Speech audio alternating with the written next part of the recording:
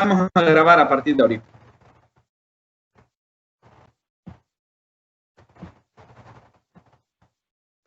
Buenas tardes a todos. Vamos a continuar con el tema de potencial escalar. En la figura ustedes ven lo que viene a ser un cuadripolo. No sé si tienen idea qué es un cuadripolo.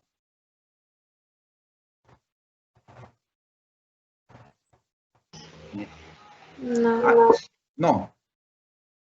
Bien, un cuadripolo básicamente está formado, por lo menos uno de los casos más sencillos, ¿verdad? Está formado por 4 cargas puntuales cuyos valores, a ver, esta de aquí sería negativo Q, la de acá. ¿Cómo sé que es negativo? Si usted ve con cuidado, las líneas de campo están entrando a esta región donde está la carga puntual. Y para que entren, tiene que ser carga negativa. Luego están saliendo de las dos laterales, o sea que las cargas laterales serían cargas positivas. Y en la carga inferior también están entrando, si se fija con cuidado, están entrando. Entonces tiene 4 cargas puntuales, en el caso más simple, y están alternando positivo, negativo, positivo, negativo, y ellas forman esto que se conoce como un cuadripolo. Aparte de las líneas de campo, hay otras superficies que se observan ahí. Unas de color verde, otras de color azul. Hay diferentes tonos. Las líneas de campo son perpendiculares a las otras líneas que corresponden a superficies equipotenciales. Y en esas superficies equipotenciales el potencial es constante. Bien. Este concepto ya lo vieron en la física anterior que llevaron, pero lo voy a explicar aquí con bastante más detalle. Comencemos con la teoría. En muchas ocasiones, el análisis de un sistema en condiciones electrostáticas por medio del campo electrostático no es la forma más conveniente. Un camino alternativo consiste en utilizar el potencial escalar. Entonces, comenzamos con una carga puntual y ustedes pueden observar las líneas de campo eléctrico que están saliendo. ¿Qué signo tiene la carga? ¿Por qué esas líneas de campo están saliendo? Positivo. Positivo. Muy bien. Entonces, aquí se puede ver unas superficies donde esas líneas de campo son perpendiculares a dichas superficies. Esas superficies son superficies equipotenciales. En una superficie equipotencial, por ejemplo, si yo moviera una carga, traigo una carga desde muy largo, ¿verdad? Una carga puntual, y la comienzo a mover sobre una de estas superficies, cuando la esté moviendo sobre esas superficies, no voy a estar realizando trabajo útil sobre la carga.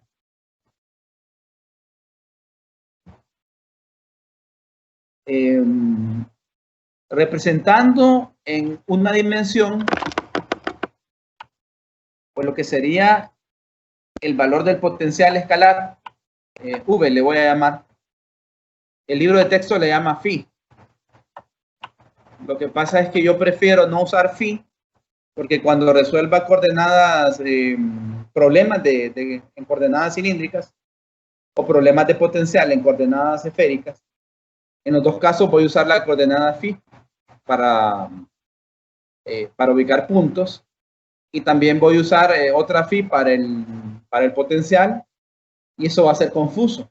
Como va a ser confuso, en lugar de ello voy a utilizar esta V mayúscula para el potencial. ¿Ya? Entonces, cuando usted vea en el libro que utiliza una phi para potencial, acuérdese que yo estoy usando una V, pero para lo mismo. Bien, la figura aquí se está representando el potencial de la misma carga. Entonces, tenemos que entre más cerca está de la carga, el valor, la amplitud de ese potencial se vuelve mayor. Yo no sé si recuerdan de su física anterior, el potencial debido a una carga puntual en el origen se definía como la constante eléctrica acá por la carga entre R, que era la distancia desde el punto hasta la carga.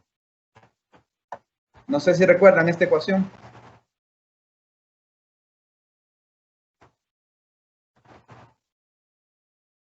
En el curso anterior de física la vieron. Cuando estudiaron. Sí, igual también. Sí, sí. Me apareció. Muy bien.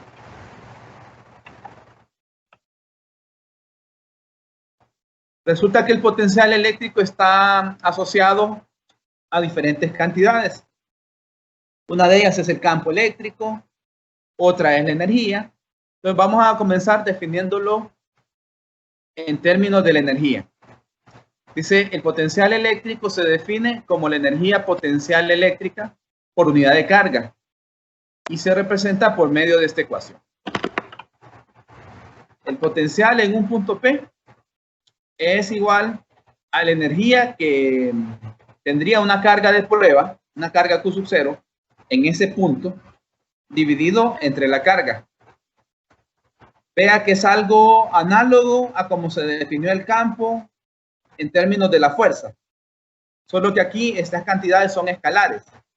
El potencial es escalar, la energía potencial también es escalar y la carga también es escalar.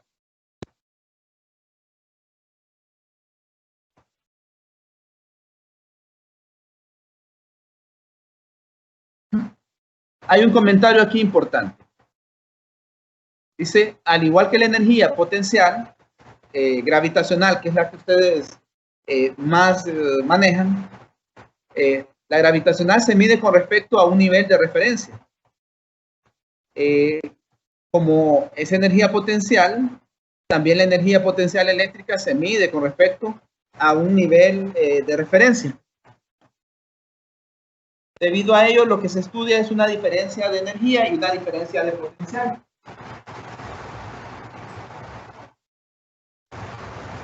Les voy a explicar por qué es importante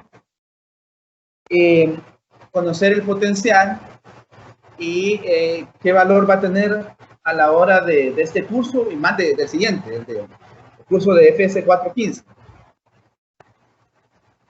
Imagínense, por ejemplo, que usted quiere energizar un aparato eléctrico cualquiera. Dígame el nombre de un aparato cualquiera que a usted se le venga a la mente ahorita. Microondas. Un microondas, muy bien. El microondas de su casa, usted lo alimenta con 120 voltios o con 240 voltios. 120. Con 120 voltios, ¿verdad? Ajá. Eso significa que idealmente usted necesita una diferencia de potencial de 120 voltios. En este momento no voy a entrar en detalles de corriente directa o corriente alterna porque no sé a qué nivel van en su carrera con respecto a circuitos eléctricos o a otras clases. Solo vamos a hablar ahorita de que hay una diferencia de potencial de 120 voltios. Entonces, eso significa que si usted solo tuviera una línea, imagínense que no tiene dos líneas o tres, porque la tercera puede ser de protección, ¿verdad? Para evitar descargas. Imagínense que usted solo usara una línea de 120 voltios, o sea, en el toma, tiene en su casa, que viene una aquí, viene otra acá, viene esta. Imaginémonos que no usa la protección. Aún así podría trabajar con estos 120 voltios, pero tampoco usa este. Vamos a suponer que este de aquí es el tierra, pero no lo está usando, solo está usando esta de acá y lo lleva al microondas. ¿Va a funcionar ese aparato, sí o no? Con una sola línea. No. No va a funcionar, ¿verdad? ¿Por qué? Porque es importante que exista una diferencia de potencial, ¿ya? Igual que como ocurría con la energía potencial gravitacional, para que hiciera un trabajo, tenía que haber una diferencia de energía potencial, una diferencia de alturas. Veámoslo desde otro punto de vista, tal vez un poco más cruel, pero para que tenga una idea. Suponga un pájaro. Un pájaro pequeño se posa sobre una línea de alta tensión.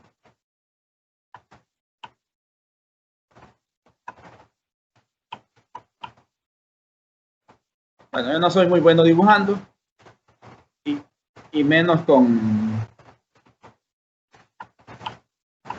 el mismo mouse de la computadora. Así que no crean que me va a quedar algo bonito. Supongan que tiene un pájaro usted aquí y se ha posado sobre una línea de alta tensión. Normalmente los puede ver así y no les pasa nada.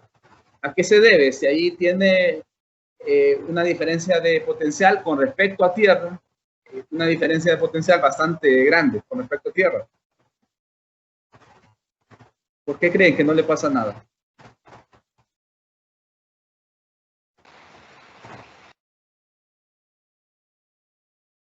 ¿Será porque sus patitas están aisladas? Aislada, o sea, como que son aislantes las patitas, o ¿qué me quiere decir? Sí, exactamente. Ajá. Porque no está tocando tierra. Sería la referencia, sería igual a 0. Ajá. Ya van dando con la respuesta. Muy bien. Resulta que si tocara tierra, sería una historia muy triste, ¿verdad? Eso le ha pasado a varias personas que tal vez están trabajando con alguna barra de metal y por desgracia, pues ellos están en tierra y tocan con una barra grande de metal, aquí la línea de alta tensión, y al estar parados acá, pues el desenlace es muy malo. El desenlace es muy malo. Cierran sí, hay una diferencia de potencial, ¿verdad? Aquí. Puede ser de varios miles de voltios. Y el desenlace es fatal. En el caso del pájaro, que no está de escala, ¿verdad? No lo he hecho para nada de escala. Él solo está sobre una línea. Como solo está sobre una línea, la diferencia de potencial es 0. A pesar de que usted tiene acá abajo 0 voltios, por ejemplo, y suponga que en esta línea tiene una diferencia potencial del orden de unos 10.000 o 12.000 voltios, o sea, una diferencia potencial muy grande. Pero como las dos patitas están en la misma línea, entonces la diferencia potencial de este pájaro va a ser 0, ¿ya? Y él está a salvo. Ahora, si fuera un pájaro más grande, ya al ser más grande y abrir sus alas, correría el riesgo de tocar otra línea de alta tensión con sus alas, y si tocara, pues el pájaro podría morir, ¿verdad? Pero en la situación que les planteé, solo estaba tocando una línea y por eso estaba a salvo. ¿Queda claro? Sí. Sí. Entonces, entender el concepto de potencial escalar y la diferencia de potencial es importante, no solo por su relación con el campo eléctrico y con la energía, sino también para más adelante comprender cómo es que funcionan en principio los circuitos y cómo una fuente puede brindarle energía a diferentes elementos de dichos circuitos. Es lo que vamos a ir desarrollando a lo largo de este y del siguiente curso. Bien. Aquí voy a aclarar algunas cosas. el potencial eléctrico es independiente del valor numérico de la carga Q sub 0. O sea que usted va a colocar una carga de prueba que debería de asumir que es una carga pequeña. Pero independientemente de que usted le dé un valor u otro valor pequeño, el potencial eléctrico es independiente de ese valor. Algo más a aclarar, de la misma forma que la energía potencial eléctrica, el valor del potencial eléctrico en un punto es determinado al medirse con respecto a un nivel de referencia cero. En otras palabras, lo que en realidad se determina es una diferencia de potencial. Bueno, esto tiene que ver directamente con el ejemplo que les acabo de poner. Para aquellos puntos donde la energía potencial eléctrica es cero, también no es el potencial. Bien, este último punto que aparece aquí, sería bueno que incluso se lo memorizaran,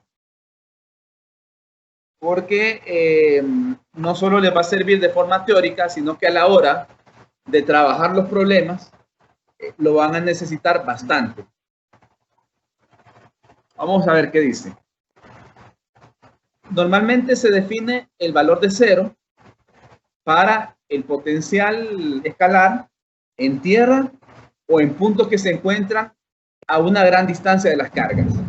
Otra vez, si nosotros tenemos un sistema formado por varias cargas, usted va a decir que el potencial eléctrico es cero en el punto donde tenga tierra. En ese punto donde esté tierra, va a ser cero. Si debido a las condiciones del problema no es tan relevante ese punto tierra, entonces va a decir que el potencial se vuelve cero muy lejos de las cargas. O sea que los efectos que producen las cargas, cuando usted se aleja mucho de ellas, pues no los va a sentir, ¿ya? Sin embargo, va a haber una situación especial. Dice, existen situaciones en las cuales, debido a la geometría del problema, es conveniente elegir otros puntos como potencial cero. Bien, les voy a explicar qué casos van a ser esos, en los cuales usted no va a decir que lejos de la distribución de carga va a ser cero.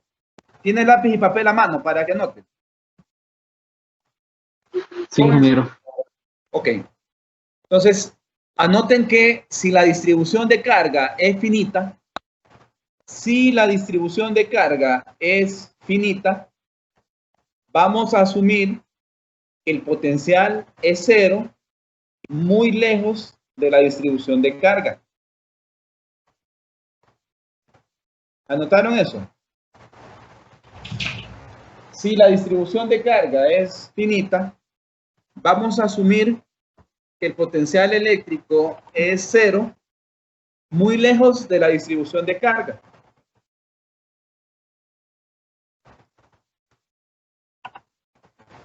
¿Listo?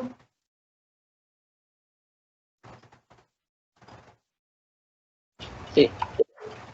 Sí. Sin embargo, si la distribución de carga no es finita, sin embargo, si la distribución de carga no es finita,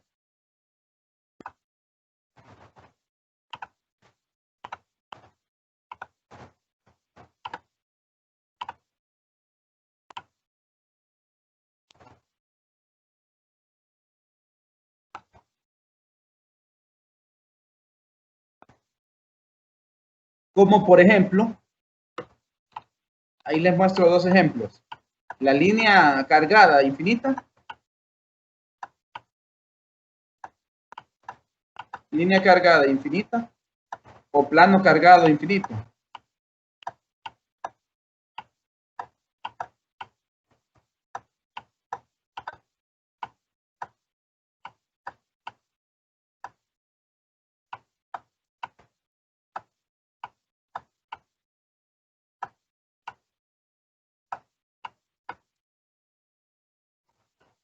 Plano cargado infinito, ¿verdad?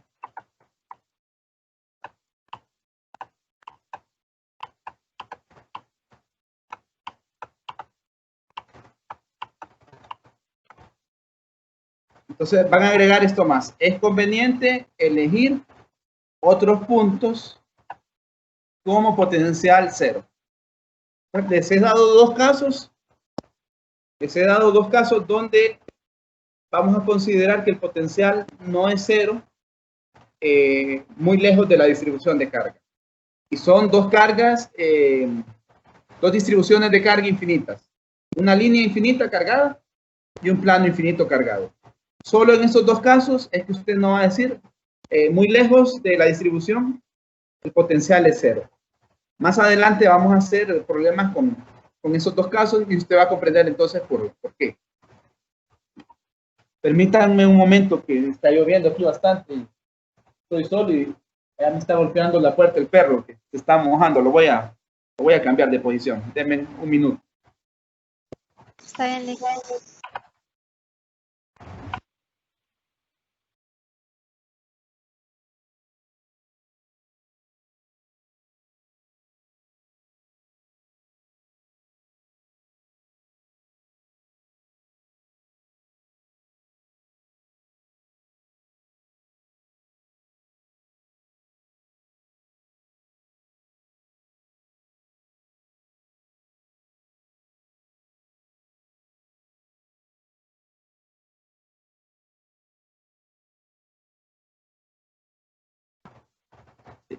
Bueno, listo. Disculpen el inconveniente. ¿Me pueden leer lo que anotaron?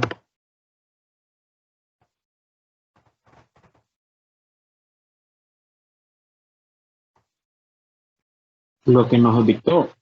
Sí, lo que les dicté. Bueno, yo escribí, si la distribución de carga es finita, el potencial eléctrico es cero, muy lejos de la distribución de carga. Muy bien. Y anotó lo otro.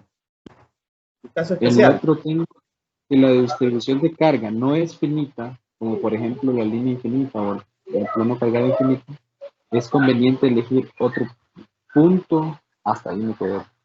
Otros puntos como potencial cero. Esto que remarqué aquí en la presentación. Es conveniente elegir otros puntos como potencial cero. Lo que remarqué ahí. Listo, gracias.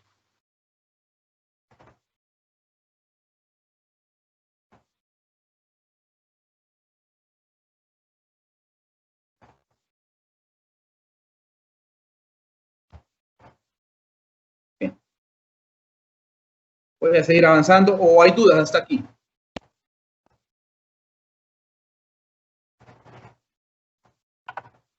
Jóvenes, no hay dudas, ¿verdad? No, Nick, todo bien. No. Avancemos entonces.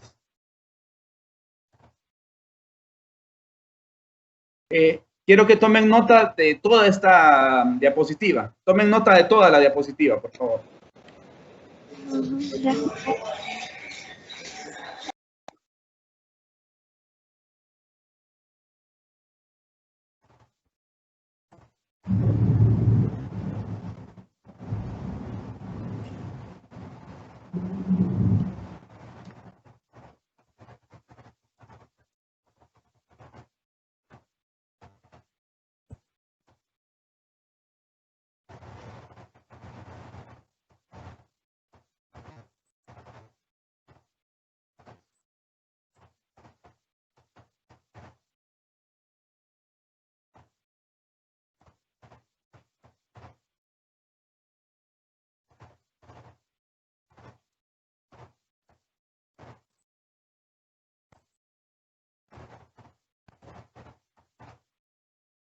Listo. Bien. Ahí tenemos entonces las dos ecuaciones que vamos a utilizar para calcular el potencial directamente.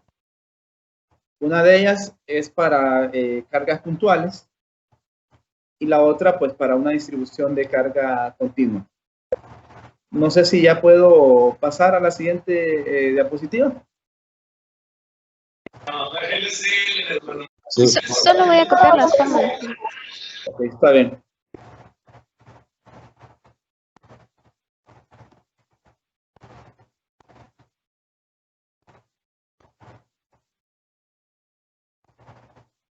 Ya, muchas gracias. Bueno. Oye, yo no tengo miedo. Tienes que esperar. De la esquina para abajo. Bien. Ya vimos una ecuación que relacionaba a la diferencia de potencial con la energía potencial, ¿verdad? Con la diferencia de energía potencial. Ahora vamos a ver otra ecuación que relaciona a la diferencia de potencial con el campo eléctrico. Bien. Tenemos que la diferencia de potencial es igual a negativo una integral de línea del campo. Vea que el punto final para nosotros aquí es B y el punto inicial es A. Entonces la diferencia de potencial es igual negativo integral desde A, que A es el inicial, hasta B, que es el final de la integral de línea. Esto es cuando usted conoce el campo electrostático y quiere calcular la diferencia de potencial. Va a usar esa ecuación, la 1,4. Pero si es al contrario, si lo que usted conoce es la función del potencial y lo que quiere determinar es el campo electrostático, entonces va a utilizar negativo gradiente de esa expresión.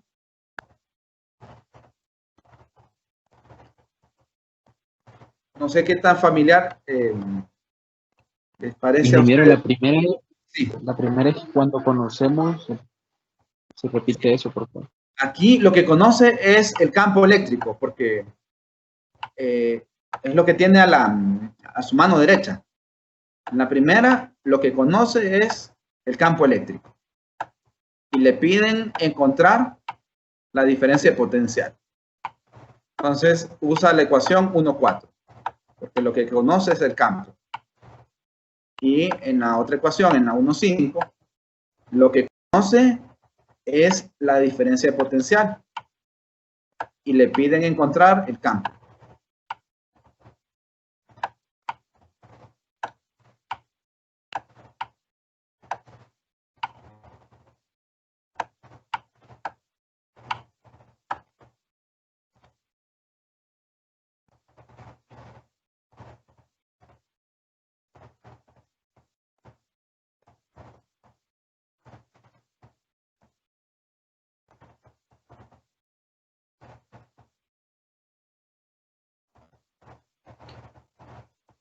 Bien.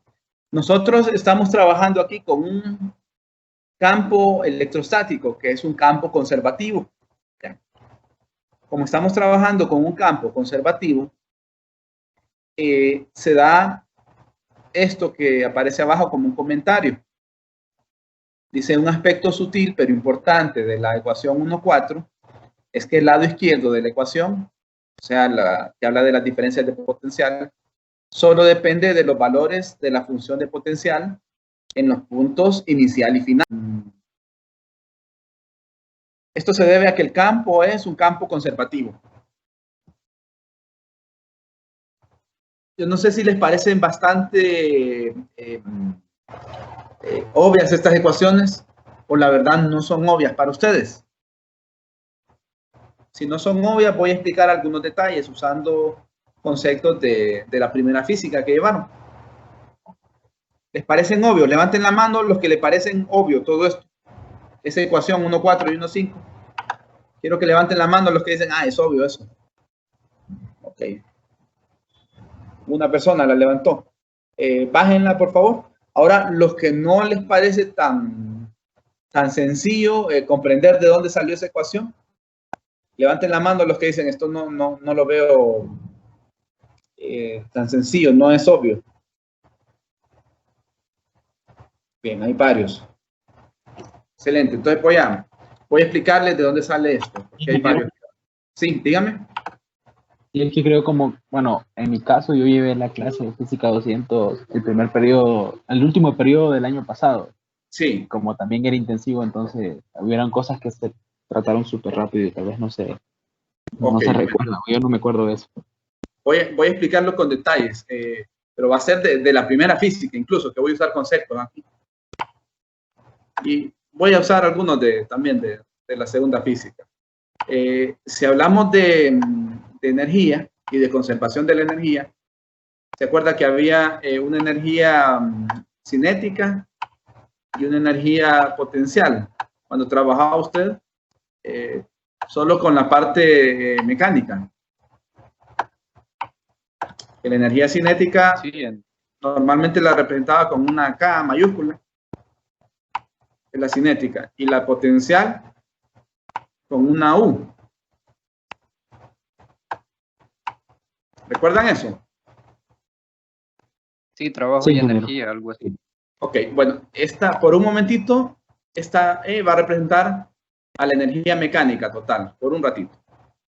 Y como estoy trabajando con un caso conservativo, en electrostática, el campo es conservativo. Entonces, en electrostática, la energía se va a conservar. Entonces, voy a usar la analogía con lo que ustedes aprendieron en física 100, ¿verdad? Para ver cómo salen estas ecuaciones. No sé si recuerdan también un concepto, trabajo-energía. Hay un teorema trabajo-energía, no sé si lo recuerdan.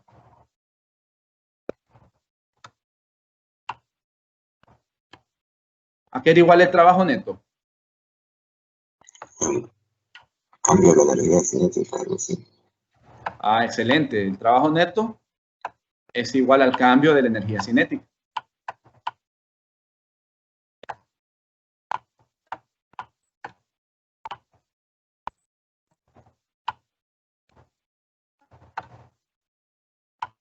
Excelente. Eso es lo que me dice el teorema trabajo-energía.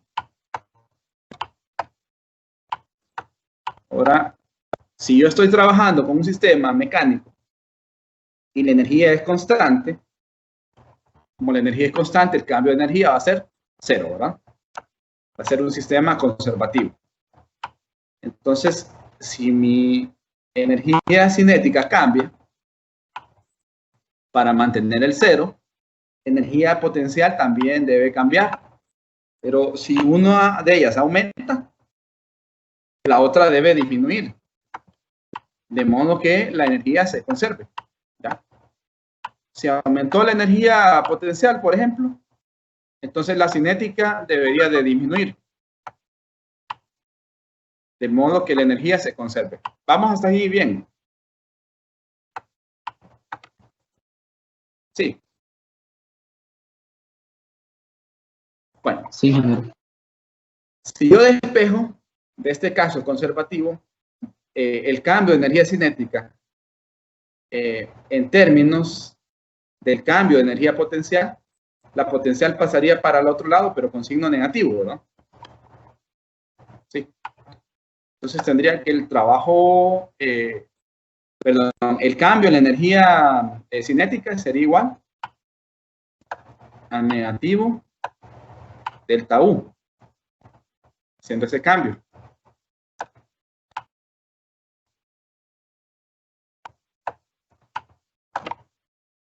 Hasta ahí vamos bien, hasta ahí va bien todo. No he usado ningún concepto de electricidad y magnetismo 1. Todos son conceptos de la primera física que llevaron, los que he utilizado. Okay. Ahora vamos a ver. Yo quiero llegar a la ecuación 1,4 y a 1,5. A eso es a lo que quiero llegar. Pero estoy usando conceptos de la primera física.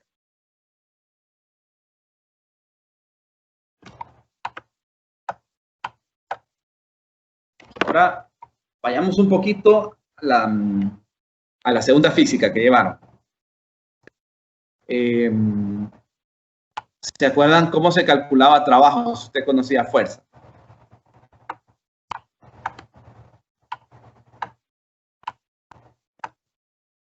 Si usted conocía fuerza, ¿cómo se calculaba ese trabajo? Fuerza por distancia. Ese era cuando todo era constante, ¿verdad? Cuando todo era constante, así era variable, era un integral, correcto.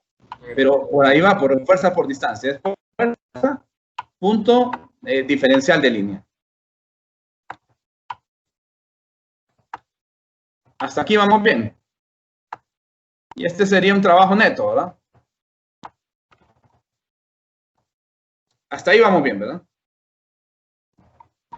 Bueno, voy a cambiar este trabajo para el caso conservativo y tendría que ponerle negativo delta U, mire. O sea, trabajo neto, aquí llegué usando teorema trabajo-energía y conservación de la energía. Llegué a que trabajo neto es negativo delta U. Entonces yo lo puedo cambiar por negativo delta U.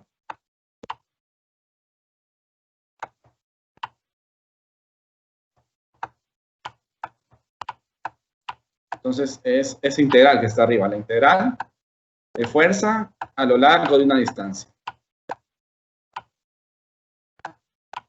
Ahora sí, a partir de esta ecuación, quiero llegar a la ecuación que ya les di. Suponga que divido entre carga todo esto. Divido entre carga este lado de aquí. Y obviamente si divido un lado, el otro también. Y divido entre carga este otro lado de acá. Una carga de prueba, un Q sub 0. Es el cambio de energía potencial entre la carga. Con este signo menos. ¿Quién es? El potencial. La diferencia potencial, ¿verdad? Muy bien. Diferencia potencial, solo que con el signo menos, ¿verdad? ¿Y quién es fuerza entre carga? Fuerza por unidad de campo eléctrico. Entonces ya tengo aquí diferencia potencial y aquí ya tengo campo eléctrico. Mando el signo menos para el otro lado y ya saqué la ecuación 1,4. ¿Queda claro? Sí.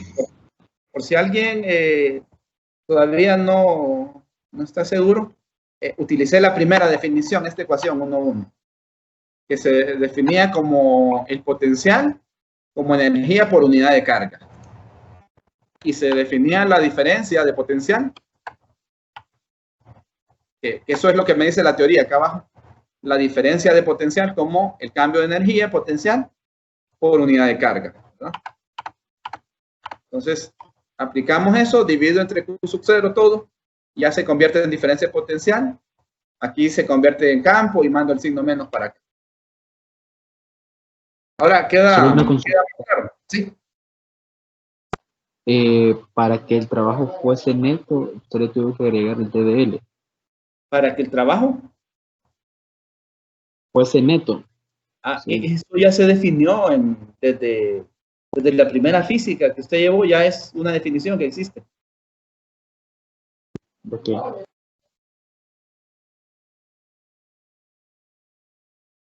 Bueno,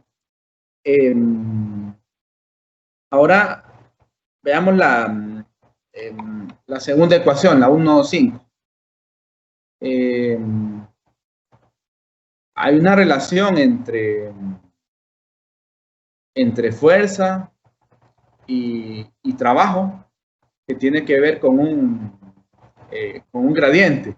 Yo no sé si están familiarizados todos con esa relación de trabajo y fuerza a través de un gradiente. Levanten la mano los que la conocen. Eso no es que se enseñe en todos los cursos de física 1, pero a veces se enseña en la primera física. Brian, ajá, y David, solo los dos. Bueno, los demás no lo tienen tan presente. Bueno, hay una relación entre fuerza igual al gradiente de esta cantidad de trabajo. Entonces uno vuelve a jugar con eso y llega a la relación de campo eléctrico igual a negativo gradiente del potencial. Pues si no la vieron, no importa, ¿verdad? Apréndanse esta ecuación 1,4 y 1,5, o ténganlas a mano ahí para el día del examen, porque se usa bastante. Díganme. No, yo estuve viendo un videito antes de entrar a la clase, si gusta lo puedo enviar aquí para que los demás lo puedan ver. Ah, ok, está bien. Bien, vamos a continuar entonces. Vean, esta pregunta teórica es importante. ¿Qué significado físico tiene que la función de potencial no dependa de la trayectoria? El significado es que el potencial eléctrico es conservativo. Si yo el día de las pruebas les preguntara el potencial eléctrico no es conservativo, ¿verdadero o falso? El potencial eléctrico no es conservativo. Es falso, ¿verdad? Muy bien. El campo electrostático también es conservativo. Ya. Vamos a ver el primer problemita. Quiero que tomen nota de ese problemita. Posiblemente lo que ustedes no han tomado nota, pues no ha funcionado tan bien, ¿verdad? Así que quiero que tomen nota de este problemita.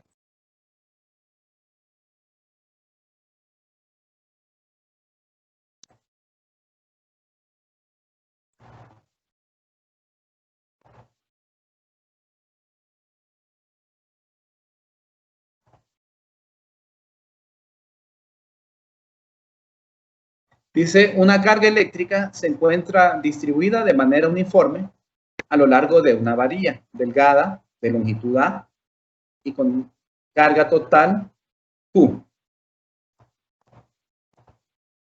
Considere el potencial igual a 0 en el infinito. Se pide determinar el potencial en un punto X, Y, o sea, en 2 dimensiones.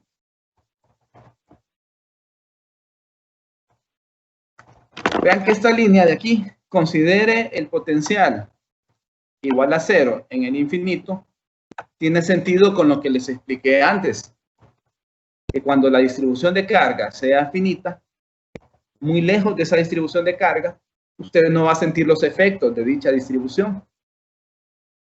¿Puedo pasar a la siguiente diapositiva? Un momento, ingeniero, permítame. Okay.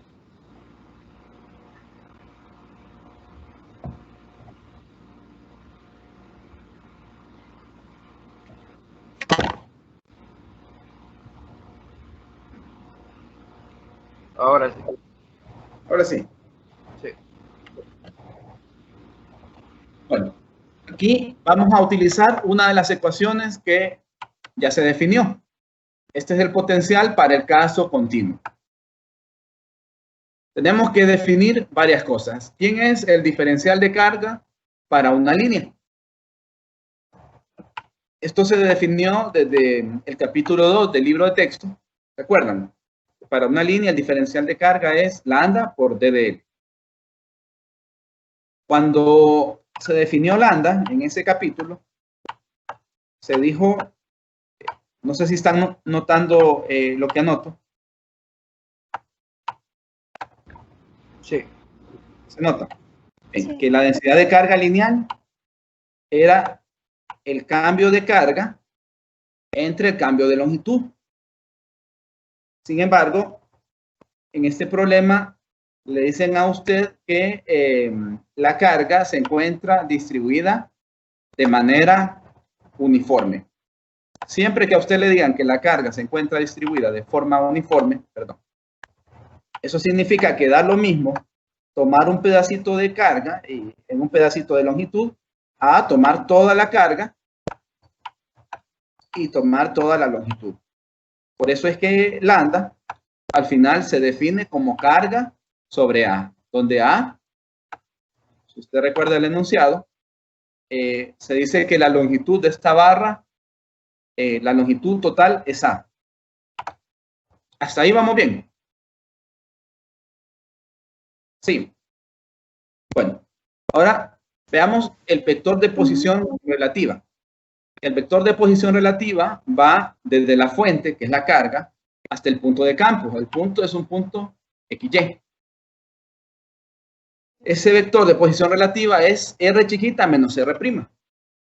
Siempre va a ser así, en todos los problemas, no importa que sea del primer parcial, del segundo parcial, del tercer parcial, que sea del curso siguiente, de FS 415, siempre va a ser esta forma, ¿verdad? Entonces, esto que va a aprender le va a servir en estos cursos. También cuando lleve el curso de electromagnetismo 1, también va a ser igual. Bien, el vector R, el R chiquita va desde el origen hasta el punto de campo. Entonces, el origen está aquí. Lo estoy remarcando ahorita, no sé si lo noto. Y el punto de campo es el punto XY. Entonces, R chiquita simplemente es esto. En la dirección de X, X. Y en la dirección de Y, Y. Ahora, aquí viene el error más común que tiene el estudiante. Ojo, el error más común. Viene el vector R' ahora. El vector R' va desde el origen hacia el punto donde se encuentra la distribución de carga. Entonces, el error más común es en qué dirección tiene que moverse R' para ubicar los puntos aquí de la barra cargada. ¿En qué dirección debe moverse? En X, ¿verdad? Entonces, el error más común es que le ponen en la dirección de X, X. Ese es el error más común y confunden este X de aquí con este otro X de acá. Ese es el error más común, ¿ya? Para poder diferenciar el X de la barra y el X del punto de campo, entonces en el de la barra se le pone X'.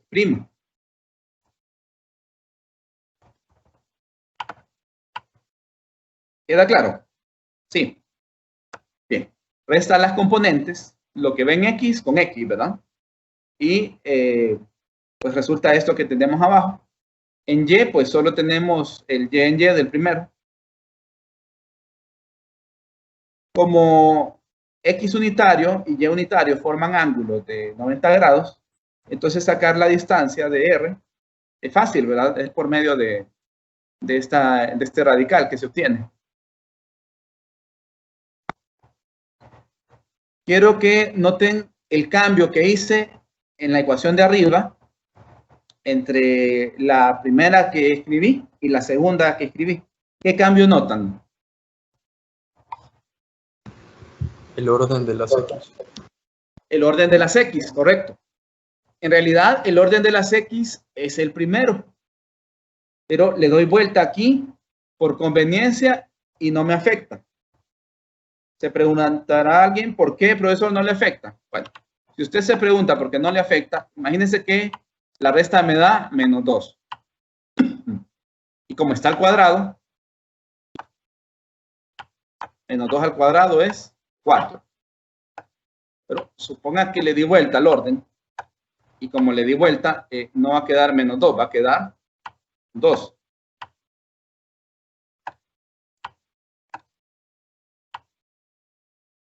Entonces, si usted se pregunta por qué no le afecta el orden, es porque está al cuadrado. Si esto estuviera a la 1, o estuviera elevado a la 3, o estuviera elevado a la 5, en general a un número impar, entonces no podría invertir el orden si estuviera elevado a un número impar. Pero como está elevado a la 2, puedo invertir el orden y no me afecta. Se preguntará alguien, profesor, ¿y qué ventaja tiene de haber invertido el orden? Ah, es fácil. Mire, voy a regresar un poquito. ¿Están viendo la varilla? Sí. Sí. Sí. Explicamos que aquí lo que va a cambiar es la coordenada X, pero le vamos a llamar X', ¿verdad? Vamos a llamar X'. Entonces, el cambio de esta X le llamaría al cambio de esa X de X'. Bien. Cuando me toque realizar la integral de X', pues resulta que si lo escribo como la primera forma, en la primera forma, la derivada interna aquí me va a producir un menos 1. Y ese menos 1 voy a tener que tener ciertos cuidados con él, ¿verdad?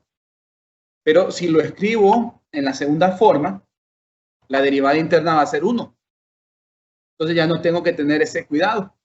Y esa es la ventaja que obtengo de escribirlo en esta forma, que ya no voy a tener ese cuidado con el menos 1 de la derivada interna. ¿Ya? Usted le llamaría a X' menos X, le va a llamar U. Y como le llama U, Entonces, d de x' va a ser d de u. U igual a x' menos x. Y d de u sería d de x'. Lambda ya habíamos explicado que es constante.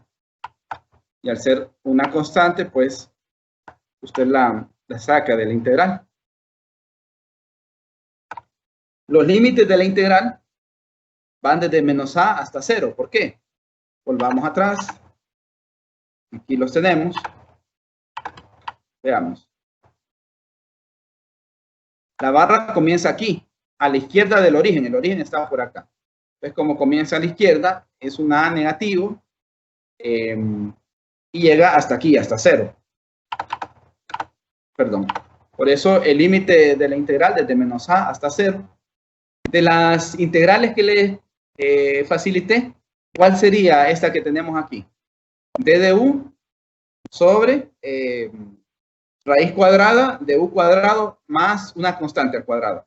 ¿Cuál sería de las integrales que les facilité? La 5. La 5, muy bien, es la 5. Entonces se utiliza esa integral 5 y tenemos este resultado. Se evalúa usando la identidad del logaritmo, que cuando se restan dos logaritmos, ¿se acuerdan? Entonces, de una división. Creo que todos tienen presente esa identidad del logaritmo, ¿verdad? Entonces, evalúa x' por 0. Entonces, como es 0, no la copia, ¿verdad?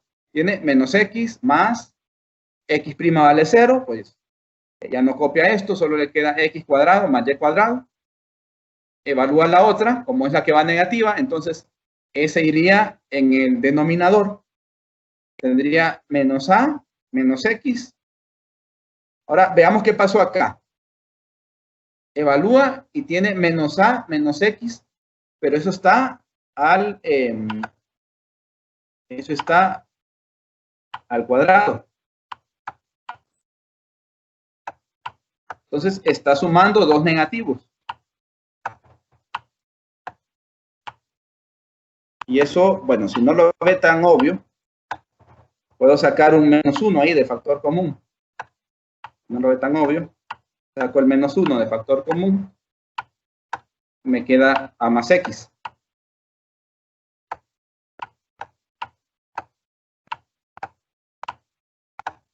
Y todo esto está al cuadrado.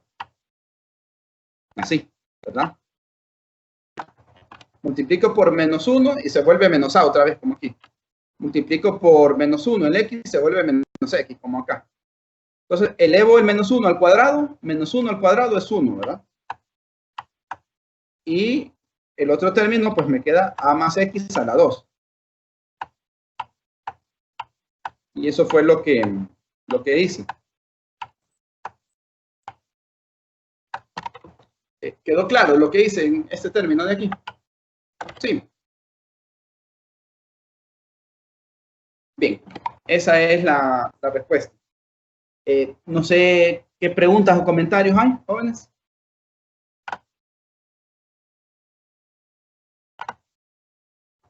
No, ingeniero, yo le quería hacerle una consulta, a ver si podría hacer diapositivas, igual las Sí, que claro. sube de YouTube, las podría subir al campus virtual. Bueno, como voy a subir el video, entonces van a estar esa diapositiva, ¿verdad?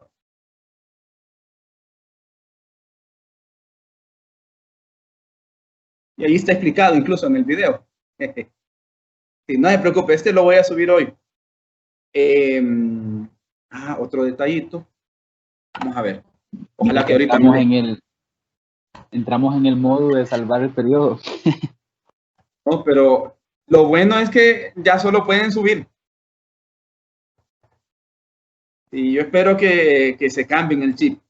Que se cambien el chip y digan, voy a estudiar las obras que tengo que estudiar. Vamos a ver, permítanme.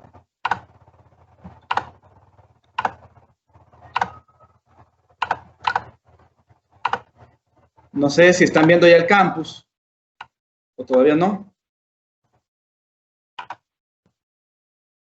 Sí, sí. Sí. Sí, ok. Aquí estoy en el tema 5, miren. Por suerte lo agarró la plataforma y no me lo afectó. En realidad, otros sí me los afectó. Imagino que tiene que ver algo con cuestiones de la programación, de cómo había hecho las imágenes y todo eso. Aquí tengo el tema de potencial eléctrico. Definiciones algunas que mencioné ahorita, otras que voy a mencionar más adelante. Aquí está la ecuación que expliqué hace poco. Esa no la tengo en la presentación, pero sí la expliqué sobre la relación entre trabajo y fuerza por medio del integral. Esto se hace en el curso anterior, se hace en el curso de Física 200. Por medio de esta ecuación se define potencial.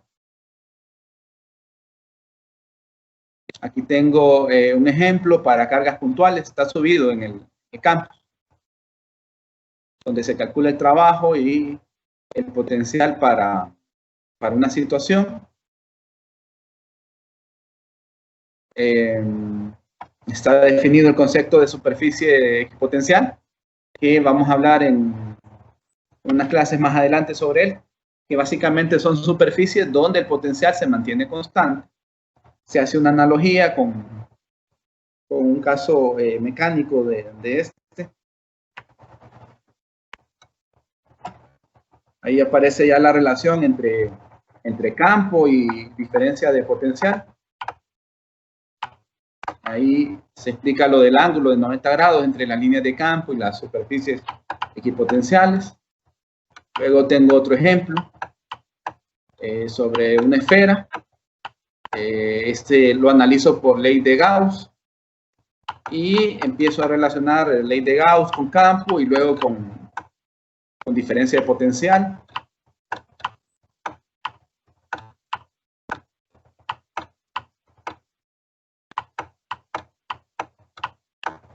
Hablo que para hacer una distribución de carga finita, si está muy lejos de la distribución de carga finita, asume que el potencial es cero, es la teoría que mencionábamos antes. Y aquí sigo resolviendo el problema. Bueno, no voy a entrar en tanto detalle porque ahí está resuelto, ¿verdad? Aquí hay otro caso, ya para una distribución de carga superficial. Este no lo puedo hacer por ley de Gauss, sino que utilizo el otro camino. Aquí están las integrales. Entonces, ahí está resuelto. Aparte, aquí aparecen unas presentaciones, no sé si las pueden ver. Ya esto es una vez que terminen de estudiar el tema de potencial eléctrico y energía. He colocado una contribución ahí de un compañero que hizo un problema en una presentación bastante bonita. A ver, no, esta es teoría que dio. Pues este es lo mismo que les expliqué, solo que se puso a hacer todo el formalismo con figuras. Está muy bonito, la verdad. A ver, pero él tenía un ejemplo bonito acá.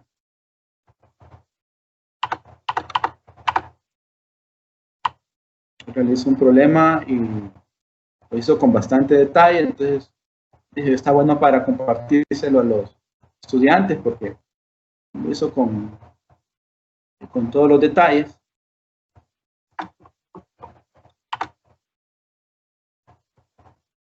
Aquí hay otros problemas.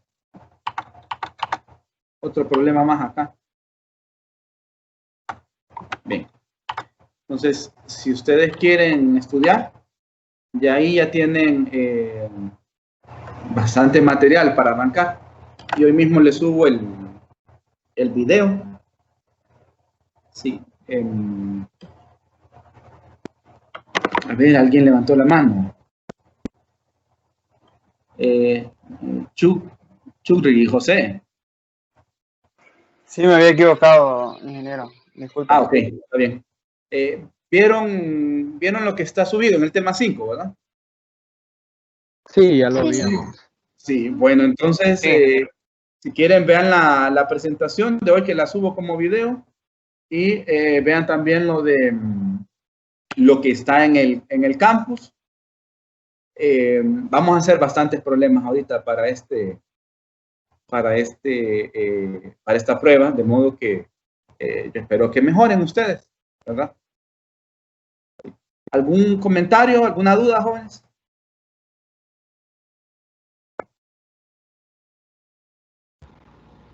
No, bueno, nos quedamos por aquí entonces.